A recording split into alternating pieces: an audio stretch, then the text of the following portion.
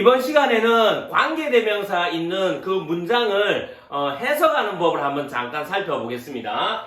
1번을 한번 보시면 관계대명사 앞에는 우리가 명사가 있죠. 이 명사를 우리가 선행사라고 했습니다. 그러면 우리가 관계대명사가 있는 문장을 볼 때 해석할 때 어떻게 우리가 해석해야 되냐? 관계대명사는 어떤 의미냐? 해석할 때는 who와 which, that 이런 관계대명사가 있을 수 있겠죠. 얘를 보는 순간 이제 이 선행사, 이 명사죠. 이 명사를 이제 자세히 설명하겠습니다라는 어떤 뉘앙스라고 보시면 되겠습니다. 자, 밑에 예를 보면 자, I have a boyfriend. 나는 남자친구가 있다란 말이죠. Who is 이렇게 오면 이 who가 관계대명사일 거고요. 이 관계대명사의 의미 해석할 때는 이 보이프렌드를 이제 자세히 설명하는구나 라고 이해하시면 된다는 말씀입니다. 그래서 나는 남자친구가 있는데 who 설명하는구나. is a famous actor. 그 남자친구가 어떤 사람이냐? 유명한 남자 배우구나. 이렇게 이해하시면 되겠습니다. 자, 그러면 이제 이 선행사는 제가 명사라고 말씀드렸죠. 결국은 이 관계대명사는 명사를 설명하는 형용사 역할을 하게 됩니다. 그래서 우리가 재미난 게 이 원래 동사를 가지고 형용사로 만들었던 게 우리가 앞에서 봤던 게 1번 to 부정사가 있었죠. 자, 2번 분사가 있었습니다. 분사도 형용사가 된다고 말씀드렸습니다. 자, 얘들은 동사라는 단어, 문장이 아니고 동사라는 단어를 가지고 이렇게 형용사로 만드는 겁니다. 그런데 지금은 형용사 역할을 하는 게 관계대명사도 그런 역할을 하게 되는데 이 관계대명사는 원래 문장으로 있었다는 겁니다. 그래서 형용사절이라는 이런 표현을 하게 됩니다. 결국 그게 무슨 말이냐? 밑에서 한번 살펴보겠습니다. 이 who가 결국은 원래 he였죠. 앞에 보이프렌드를 대신하는 대명사였죠. 자, 이 he가 who로 바뀌면서 관계대명사절이 되고요. 얘는 이 전체가 이 명사를 설명하는 역할을 하게 됩니다. 그래서 절이라는 거는 문장입니다. 이 전체가 형용사 역할을 하는 문장이라는 겁니다. 오직 이 얘의 해석상의 존재 이유는 boyfriend, 명사를 설명하기 위해서 있다는 겁니다. 앞에서 우리가 봤던 투부정사 형용사로 쓰는 거, 분사 형용사로 되는 거, 이런 것들하고 크게 보면 같은 맥락으로 이 명사를 설명한다. 이렇게 좀 이해하시면 문법을 보는 눈이 좀 넓어지게 됩니다. 그래서 1번 보시면 자, 해석할 때 이 who는 특별한 게 아니고 나 이제 보이프렌드를 더 자세히 설명할 거야 라는 신호라고 보시면 됩니다. 그리고 이 보이프렌드, 즉 명사를 설명하는 것은 형용사고 그래서 뒤에 따라오는 이 원래 의미는 유명한 배우이다인데 이걸 형용사로 바꾸면 해석이 쉽죠. 그래서 유명한 배우이다 이걸 형용사로 바꾸면 유명한 배우인 이렇게 되죠. 그래서 자, 원칙적으로 저는 이제 권해드리고 싶은 게 해석이 관계대명사가 있으면 저는 I have a boyfriend. 나는 가지고 있다. 나는 있다. 남자친구가 who is a famous actor. 유명한 배우인 이렇게 해석하는 게 굉장히 좋습니다. 여기에서는 별 차이를 못 느낍니다. 그게 무슨 말씀이냐면 보통 우리가 좋지 않은 해석 방법이 나는 유명한 배우인 남자친구를 가지고 있다. 이렇게 보통 해석하죠. 이게 우리말식입니다. 그게 뭐냐? 나는 유명한 배우인 남자친구를 가지고 있다. 1번, 2번, 3번, 4번. 이게 우리말 해석, 우리말 순서에 맞게 영어를 맞추는 겁니다. 그게 아니고 우리는 영어 방식의 순서대로 따라줘야 됩니다. 그래서 그게 뭐냐? 차례대로 해석을 해야 합니다. 차례대로.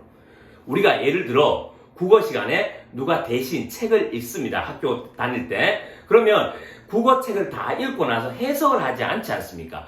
국어책을 누가 대신 해서 읽고 끝나는 순간 우리는 이해를 이미 다 하고 있습니다. 마찬가지입니다. 영어로 I have 이해됐고요. A boyfriend 이해됐고요. Who 느낌 알고요. Is a famous actor 하는 순간에 벌써 머릿속에 이해가 됩니다. 그래야지 빠른 속도로 이해할 수 있고 우리가 듣고 나서 우리나라 분들이 학생들 대부분 다시 머릿속에 그 문장 해석하기 시작합니다. 그게 아니고 이 말이 끝나는 순간에 이미 의미가 다 머릿속에 와 있어야 됩니다. 그게 우리가 영어 공부할 때 굉장히 필요하기 때문에 제가 특별히 이 관계의 대명사를 해석하는 방법이라고 다시 적어 놓은 겁니다. 자, 다시 한번 강조하겠습니다. 자, I have a boyfriend 하면 이해되고요. who는 이제 이 boyfriend 설명한다는 신호입니다. 그래서 who is a famous actor 하는 순간에 이해가 끝나야 됩니다. 그리고 해석은 얘가 유명한 배우인 이렇게 해석을 하면 훨씬 더 낫습니다. 특히 얘가 자연스럽지 않죠. 이게 자연스럽지 않다고 해서 우리말식으로 이렇게 바꾸면 이 더 꼬입니다. 이게 자연스럽도록 익숙해지는 게 우리가 영어 공부할 때 굉장히 필요합니다. 특히나 혹시 수험생 여러분들이 계시면 우리가 수능 시험 쓸 때 굉장히 긴 지문을 만나게 됩니다. 그러면 읽고 나서 해석하는 게 아니고 읽으면서 해석과 이해가 돼야 됩니다. 그래야지 빠른 시간 안에 문제를 풀 수가 있는 겁니다. 마찬가지 원리입니다. 특히 이 관계의 대명사 있는 문장을 우리 많은 친구들이나 많은 분들이 이렇게 우리말식으로 해석하는 경향이 있는데 이걸 좀 벗어나다는 취지에서 제가 이 내용을 좀 만든 겁니다. 앞에서 우리가 관계대명사 해석하는 방법에서 잠깐 살펴봤는데 저는 여기서 관계대명사 설명할 때 유형 1번에서 7번에 나왔던 문장을 가지고 한번 적용해 보면서 이 문장을 어떻게 하면 영어식대로 해석하고 또 우리가 빠르게 이해할 수 있는지를 한번 연습해 보겠습니다. 자, 1번 문장을 한번 보면 I know 하면 나는 압니다. A cute girl, 귀여운 소녀를 who 하는 순간에 여자 소녀를 설명하는구나 라고 이해하시면 돼요. 그래서 원래는 원한다는 뜻인데 명사를 설명하는 거니까 머릿속에 이해하기를 원하는 소녀. 다시 가겠습니다. 나는 아는데 한 귀여운 소녀를 아는데 who wants 원하는 소녀구나. 뭘 원하죠? 군인이 되기를. 이렇게 해석하시면 훨씬 낫다는 겁니다. 자, 지금 우리말 해석을 한번 보세요. 나는 안다. 귀여운 소녀를 원하는 군인이 되기를. 이렇게 처음에 말하거나 이렇게 이해하면 굉장히 어색합니다. 그런데 이게 어색하지 않고 익숙하게 만들어야 돼요. 그래야지 영어를 빨리 정복할 수 있습니다. 기본적으로 영어와 우리 말의 차이에서 가장 많이 차이 나는 부분이 이 어순이거든요. 그래서 말하는 순서가 많이 다릅니다. 그러니까 이 순서에 굉장히 익숙해져 있어야 돼요. 특히 해석하면 안 되는 게 나는 군인이 되기를 원하는 귀여운 소녀를 안다. 이런 식으로 영어 말을 듣고 이런 식으로 우리말식으로 다시 전환시키는 방법은 지양하셔야 돼요. 굉장히 안 좋습니다. 그래서 저는 여기 일부러 조금 디테일하게 원한다를 원하는 이렇게 형용사 역할을 한다는 걸 강조하기 위해서 모두 이렇게 바꿔놨습니다. 두 번째 한번 가보겠습니다. He's a famous actor. 그는 유명한 배우입니다. whom 이 배우 유명한 배우를 설명하네요. 물론 famous도 설명하죠. 이 배우를. 또 다시 whom 설명하는 겁니다.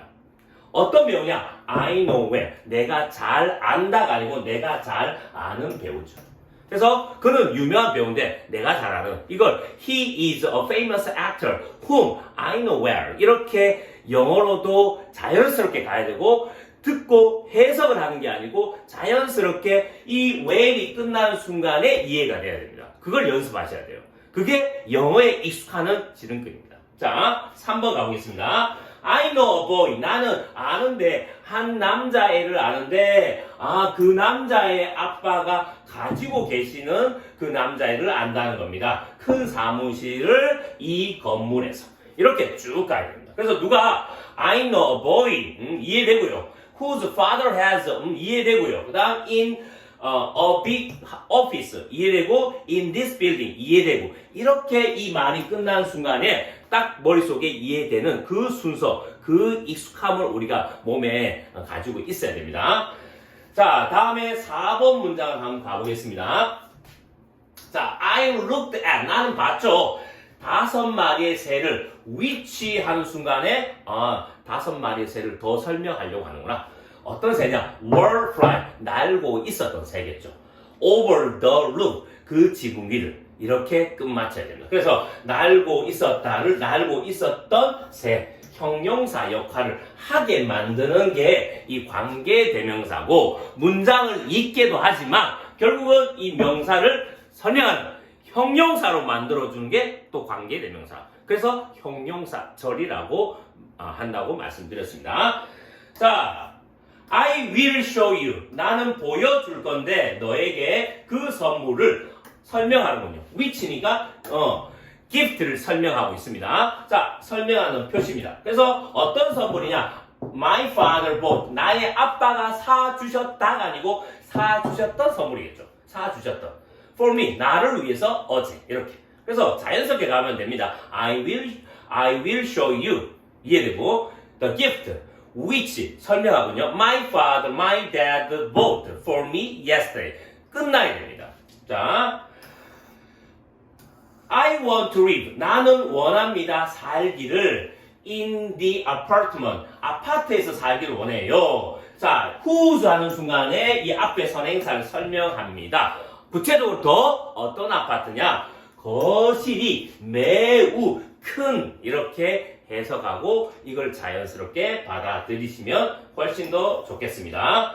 마지막 문장을 보겠습니다. 자, 이 문장은 저번에 말씀을 드렸지만 이 which부터 자, 그 다음에 last year 이까지 자, 중간에 이 문장이 들어간 상태입니다. 이게 앞의 유형과 좀 다른 부분이라고 말씀을 드렸습니다. 자, 이 부분이 들어가 있기 때문에 해석할 때 자, that big house 저 큰 집은 이렇게 주어로 해석하시면 되고 which라고 하는 순간에 설명하는구나. 그 집을 더 자세히 설명하는구나. which my dad bought 나의 아빠가 구입하셨던 last year 작년에 makes 만드는데 our family happy 우리 가족을 행복하게 만든다. 이렇게 happy라는 말이 끝난 순간에 이해가 되셔야 됩니다. 이것을 보통은 우리 학생들이 많은 분들이 이런 문장을 듣게 되면 또 문장을 해석하려고 보게 되면 이것을 우리말식으로 이렇게 합니다. 나의 아빠가 작년에 사주셨던 그 집은 이렇게 하죠. 우리 가족을 행복하게 만든다. 이렇게 해석을 하게 됩니다. 그러면 시간이 오래 걸리고 영어에 익숙하게 되지가 않습니다. 많은 시간을 공부하더라도. 그래서 이런 긴 문장에 특히 관계대명사 있을 때 자, that big house which my dad bought which 하는 그 순간에 그냥 얘는 설명하는구나 하고 쭉 이 설명한다는 의미 정도만 파악하시면 충분히 이해됩니다. 그래서 이 말이 끝났을 때 이렇게 해석이 끝나야 된다. 다시 한번 강조를 드립니다.